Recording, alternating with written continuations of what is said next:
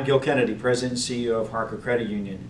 Today I have the opportunity to share with you a very exciting podcast where we highlight County Council President Pat Vincenti, and I'm also excited in that my branch manager Amy Chmielewski here in Bel Air, who's also the town mayor, is conducting the interview. Hope you enjoyed it. Well, hello everyone. I am Amy Chmielewski, an employee at HarCo Credit Union, and I am here interviewing Council President Patrick Vincenti. Welcome. Thank you. Thanks It's for a coming. pleasure to be here. Thank you. It's a pleasure to have you. So we are interviewing, as we had talked to you before, some of the stakeholders in the county and people that we want to hear information from. We want to know how we can help the county and also how you're helping the county and your council. To start that, just kind of preface it, your position on the council as well as what the council does for the county. So originally when I was elected to the council, I represented District E, which was the Aberdeen, Churchville, Bel Air area, which was about 43,000 residents in Harford County. About 2 years ago, I was elected as the council president, and I ran county-wide, so therefore I represent all the citizens of Harford County, and I work closely with all of my council colleagues and any issues that they may have throughout their districts. As council president, I sit and serve as the chair of the Board of Health, the chair of the Adequate Public Facilities Committee, zoning appeals officer. So it's very involved, and even though the charter claims it's a part-time position, it's anything but. I can absolutely understand what you mean by that. And I also understand that you have another job. I do. I'm self-employed, and I have, along with my wife Jeannie, we have our own business, Vincenti Decoys, and it's a two-part thing where I'm supposed to be in Churchville carving decoys, and she has a bricks and mortar location in Havre de Grace, a retail store where she sells our decoys and other waterfowl related gifts. And she's been there now, she just went into her 26th year at that location. Wow, that's and we've had our business operating for approximately 40 years. Wow. Yes. Wow, that's great. Just to preface it, that my sister had carved a decoy many, many years ago.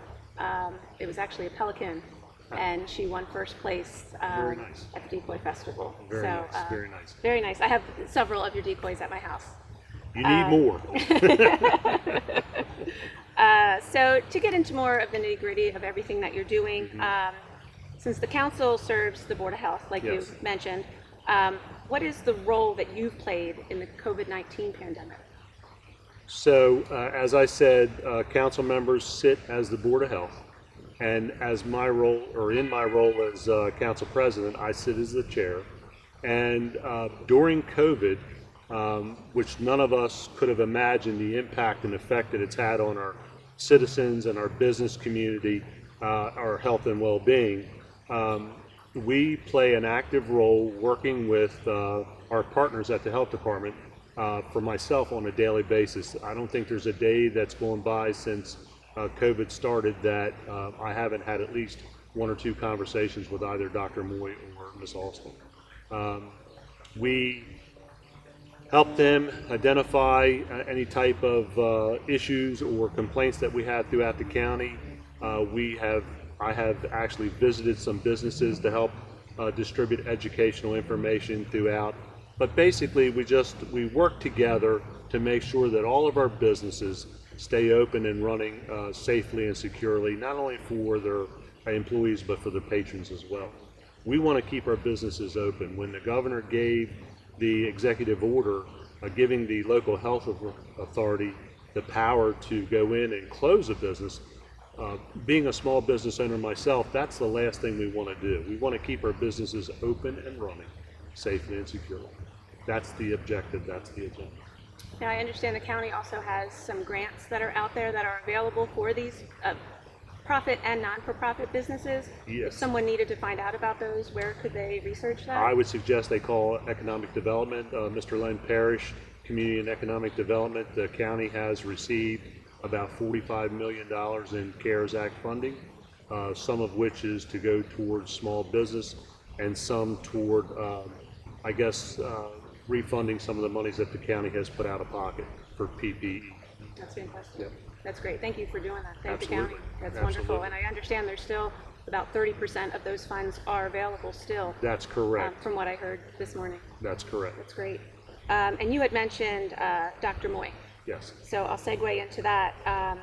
How are you going about his retirement on September 1st and going about finding his replacement?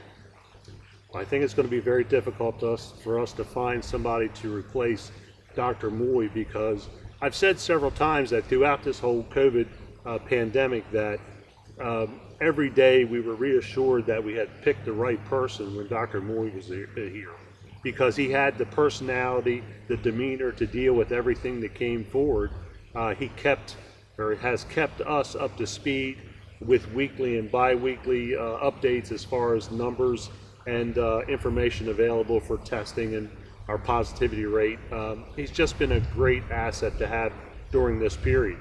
And now that he announced his retirement and Ms. Alston has been tapped as our acting director, effective September 1st, we have a health search committee put together that consists of members throughout the community, a representative from the administration, from the Glassman administration, myself, two of my colleagues on the council, which is our personnel committee. The three of us make up the personnel committee. We have one person representing the health community, Ms. Klein, Ms. Nasuda from the Board of Ed, Stephanie Garrity from the Maryland Department of Health, as I said, Mr. Boniface representing the County Executive Glassman, and I'm trying to think, I know there's, Tiffany Stevens from HR and Jacqueline Manaya from HR. And I believe I think I've covered everybody. I hope I didn't miss anyone. But the committee's been charged with finding that replacement. We did a national search. We received 95 resumes. And of those 95 resumes, we tapped 6 individuals to look at. We just finished our 6th interview this afternoon. We have a meeting scheduled on Tuesday at 2 o'clock to the 22nd at 2 o'clock to start moving forward with that process and trying to minimize and zero in on an individual. That's fantastic. But it's a tough task, it really is. And in this time, I'm surprised that we had the quality applicants that we did, that someone would want to step up and take on that responsibility and that role. Yeah, that's impressive. Yes. Yeah, and Dr. Moy has been a fabulous contribution. Absolutely. Absolutely. Wish him all the best in retirement. Absolutely. He's actually, if I may, he's actually back with us in a part-time role as a volunteer, but we may be reaching out to him in the future for other things. That's fantastic. Yes. That's great. Yeah, I didn't think you could give it up that easily. So also, how has the county continued to operate and serve as the legislative body during these times? Well, we've never stopped. I mean, we continue to meet virtually with the help of Ms. Harris in our IT department and Ms. Dixon at our council administrator. We've all worked together to allow us to meet remotely. We've never missed a beat. The health department has stayed open and running. We've partnered with obviously the administration and their permitting office to make sure that we were out and about in the field every day as safely as possible to continue to issue permits and inspections, and so the county never missed a beat the entire time. That's great. Despite the pandemic and everything that we're going through, how has the county been able to encourage economic development for new businesses in Harford County? Well, you mentioned the grant number 1 to help sustain the businesses that we have. But the Community and Economic Development Division of the government have been out and about every day soliciting and looking for new businesses to come to Harford County and to strengthen the businesses that we have. I can't speak to it personally to the exact things that they do because it's not our department, but the council supports anything and everything that they do pretty well. That's great. Yeah. Well, thank you for your support for all Absolutely. those businesses. Absolutely. If there were one message you would want to leave everyone with today, what would that message be? Well, I would like everyone to know that the council works every day. And sometimes we're looked upon as a part-time body, if you will. But this council I can speak to specifically. They work every day, even through their summer break. Every day they were either in their office, on the phone, meeting with constituents, answering concerns and questions, making sure that the county continues to run smooth. And when it comes to legislation, each one of us know that every vote we take impacts people's lives and livelihoods, and we don't take that for granted. So I would like people to know that. Thank you. Thank you for your service. Absolutely. Thank you. I hope you enjoyed that podcast. One of the things that we're going to be doing is renaming these video podcasts with the name HarCo Community Spotlight. We're really excited about continuing this activity and sharing information with you.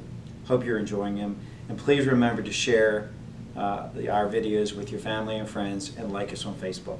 Thanks.